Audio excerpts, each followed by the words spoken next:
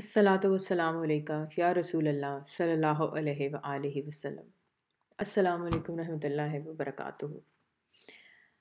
یہ واقعہ رائٹر کے مطابق ان کے محسن راجہ رشید محمود صاحب، جو کہ ماہنامہ یعنی کہ منتھلی میگزین آپ کہہ لیں، نعت کے نام سے اس کے ایڈیٹر بھی تھے۔ وہ ہر روز اپنے اہل خانہ کے ساتھ مل کر درود شریف پڑھتے ہیں اور حضور پاک صلی اللہ علیہ وسلم کی بارگاہ میں بہت دفعہ حاضری بھی دے چکے ہیں۔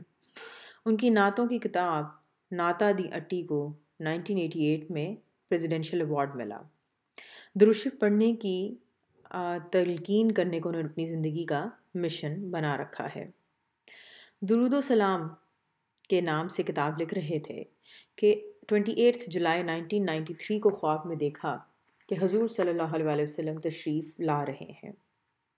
ادب سے راجہ صاحب نے اپنا سر جھکا لیا اور دل کو تسلی ہوئی کہ درود شریف کے حوالے سے جو بھی لکھ رہے ہیں اس کو شرف قبولیت حاصل ہو گیا ہے۔ سمر 1991 میں وہ اپنے فیملی کے ساتھ جھیل سیف الملوک سیر کرنے کی نیت سے گئے اور یہ سوچا کہ وہاں جا کر بہت سارا درود شریف پڑھیں گے۔ سارے راستے بھی درود شریف پڑھتے گئے۔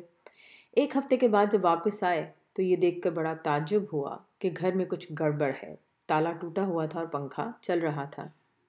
گھر کی تمام چیزیں چیک کرنے پر معلوم ہوا کہ کوئی چیز چوری نہیں ہوئی، صرف سامان ہی الٹ پلٹ ہوا ہے۔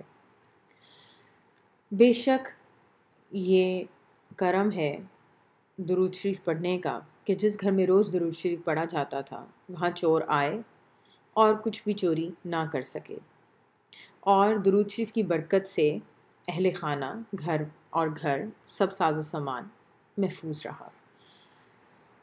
بے شک ہر نیک عمل کی توفیق اللہ تعالیٰ کی نظر کرم سے ہی ملتی ہے۔ اللہ تعالیٰ ہم سب کو ربیع الاول کے اس بابرکت مہینے میں بہت سارا درود شریف پڑھنے کی توفیق عطا کریں۔